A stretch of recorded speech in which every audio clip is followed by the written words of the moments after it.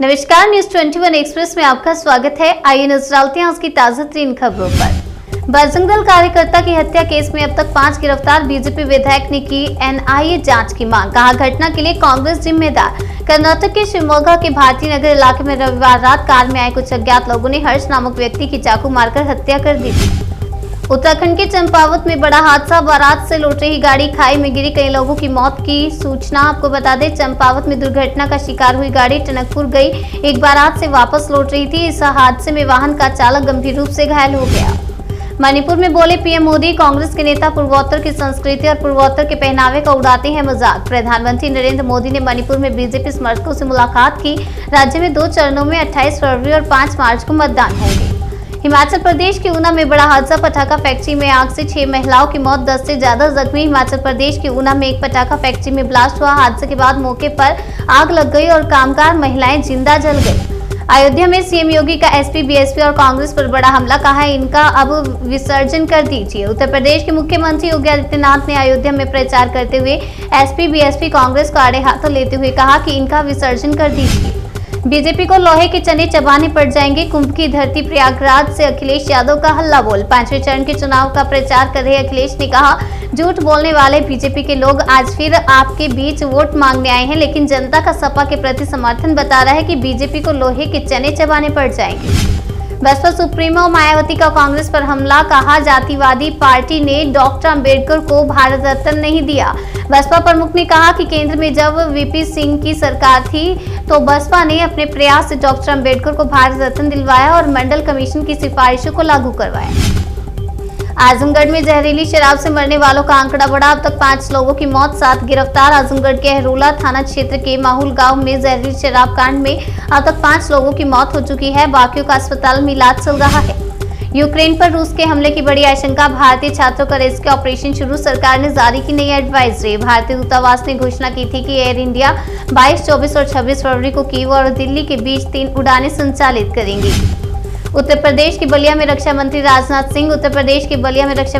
सिंह ने कहा, हम जनता के भरोसे को कभी टूटने नहीं देंगे। पहले हमने जो कहा था उस कसौटी पर हमें देखिए, अगर हम खरे उतरे हैं तो हमें वोट दीजिए, यदि हम खरे नहीं उतरे हैं तो हमें वोट मत दीजिए।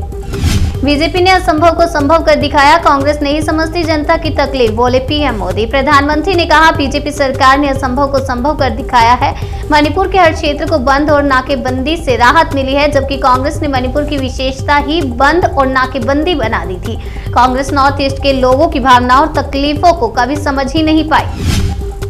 दिल्ली के छात्र मुफ्त में कर सकेंगे एनडीए की तैयारी, देशभक्ति प्रोग्राम के तहत शुरू होगा ये कार्यक्रम। छात्रों को एनडीए स्तर की परीक्षा की तैयारी कराने के लिए दिल्ली सरकार सैनिक स्कूल की स्थापना करेगी। इसके साथ ही यहां Delhi armed force preparatory academy की भी शुरुआत की जाएगी। इस एकेडमी का संचालन अगले शैक्षणिक सत्र से किया जाएगा।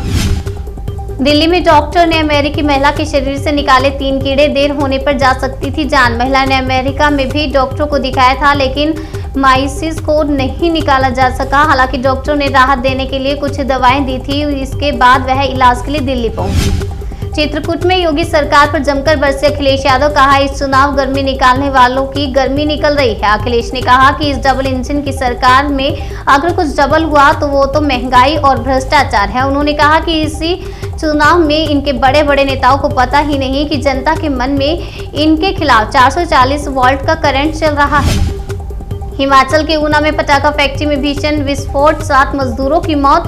पीएम ने मृतकों के आश्रितों को 2-2 लाख रुपए और घायलों को 50,000 सहायता राशि का ऐलान। ऊना जिले के औद्योगिक क्षेत्र में एक पटाखा फैक्ट्री में हुए विस्फोट में लगभग 7 मजदूरों की मौत हो गई, वहीं इस ब्लास्ट में करीब 10 लोग गंभीर रूप से झुलस गए। सोनू सूद के खिलाफ एफआईआर दर्ज, पंजाब में मतदान के दिन बहन के लिए प्रचार करने का है आरोप। जरूरतमंद लोगों के मसीहा सोनू सूद एक बार फिर मुश्किल में पड़ गए हैं। दरअसल एक्टर के खिलाफ मोगा पुलिस स्टेशन में एफआईआर दर्ज हुई है और फैंस इस खबर को सुनकर परेशान हैं।